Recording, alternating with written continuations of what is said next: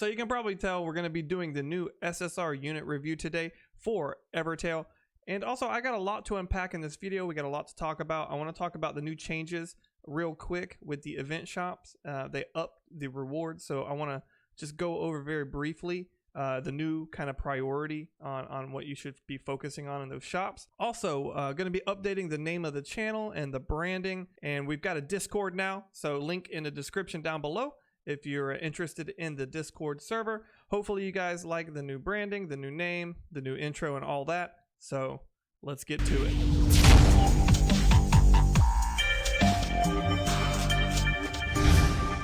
So yeah, we're going to be D-Cell Gaming now, just changing the name of the channel to something a little more of a personal meaning to me and not just some randomly generated name. And we're still going to be covering Evertale.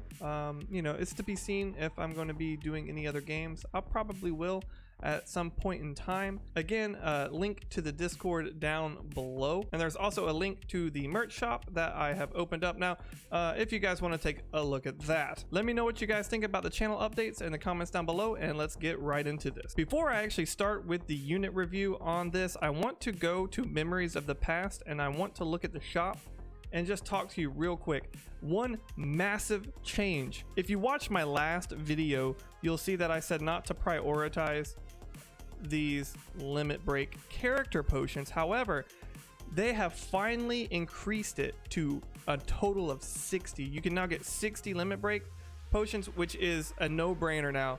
The new priority should be limit break character potions, then limit break weapons, then the character experience tokens and weapon experience tokens, and then time gems, and then everything else. So now you can actually get limit break weapons. You can get 200 of them, and they up the character and weapon experience coins slightly. You can now get 120 up from 105. So these are all very, very positive changes to the shop. I just wanted to bring that to your attention before we got this review underway. So young Rizette, she's actually seems to be a pretty strong unit. Look, I know games like this, Korean games, Japanese games, I know lollies are a thing.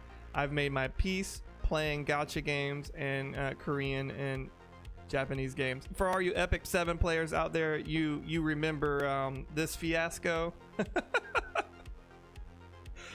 Like, lollies are a thing. I just wish Evertale would tone down the sexualization of it. Like, the lollies don't need to be sexualized. You know, if you want cute characters, that's fine.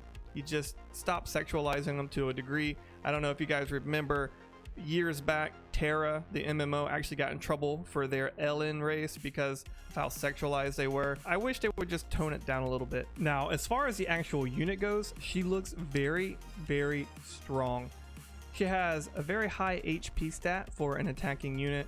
She has decent attack, pretty high speed, and her leader skill will increase her attack by another 15% and other storm allies. So you can tell she's going to be a hard-hitting unit. She definitely is a nuker. Going over her active skills, you will see she has Swift Charge.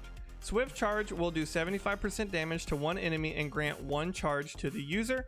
This costs 70 time units and will grant the team one spirit. We'll go over why charges are important in just a moment. Her second skill is Purify Charge, also costs 70 time units, but this uses one spirit. It will remove negative status effects like sleep, burn, or poison from 2 allies. Then it will grant a charge for each status effect that was cleared out to the user, so she can get a maximum of 2 charges doing this. Then her third skill is Charge Drain. So it targets one enemy and heals the user for 100% total damage dealt. Now this is where her charges come into play. For one charge, it will do 300% damage. For 2 charges, it will do 450% damage.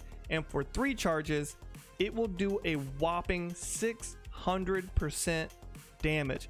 This is massive. This is like a Dream Assassin skill level damage. It's going to nuke down a single target instantly. This is, and heal her pretty much back to full health. This is a scary skill to let go at 3 charges. And it only costs 130 time units to use and only 1 spirit.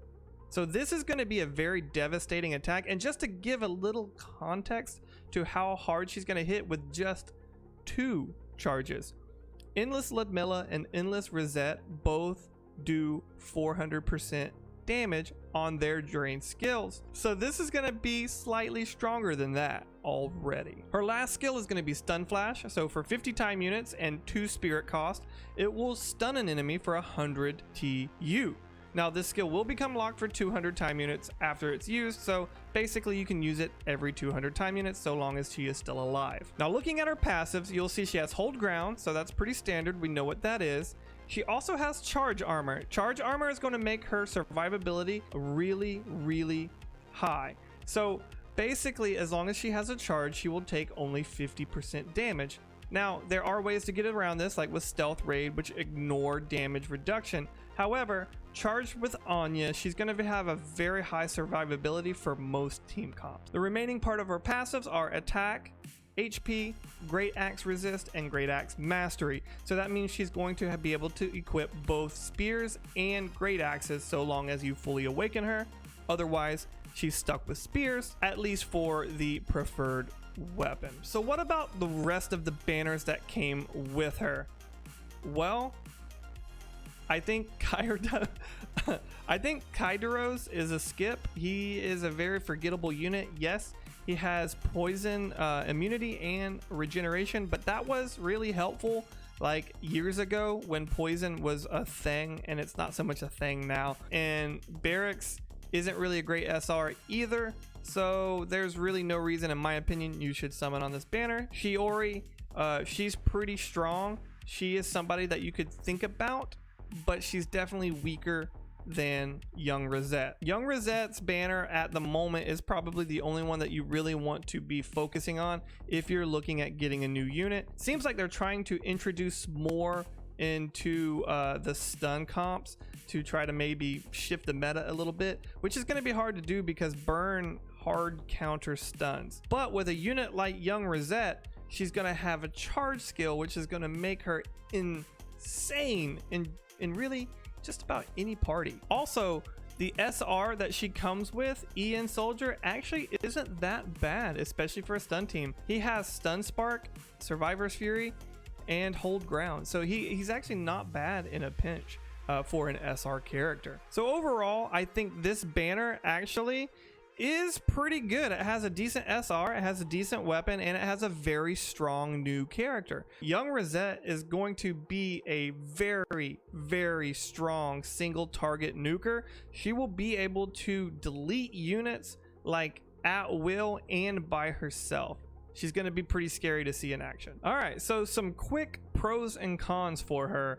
So some pros: she has pretty decent speed. Her speed's not fast, but it's not slow, but all of her skills are low time costs, so she's going to be able to attack very, very rapidly. Passive skills give her a high survivability, especially when in conjunction with other guard type units, especially like Anya, who will give her even further damage reduction. She's a more neutral style character. She's not necessarily a pure stun team. Yes, she can stun, so she can synergize with a stun team, but she will be able to shine very, very much on her own because of how her charges work. She can work as both a support and a damage dealer at the same time, so she can clear status effects and nuke people at the same time. So she is a very high supporter and DPS unit. Because of her support nature, she actually will do very well against debuff heavy compositions. So burn drive teams, people who are trying to spread burns a lot, that's just going to make her get her charges off even faster. Or people who are spreading double poisons and things like that, she's going to be able to pick those teams apart very, very, very quickly. Some cons for her: if you're not into lollies, you're not going to like her design, especially her profile number 3. Also is still susceptible to being nuked down with stealth units because stealth units will ignore damage reduction from her passives. Also will take quite a bit of time to build those charges up if there's not a lot of status effects going on.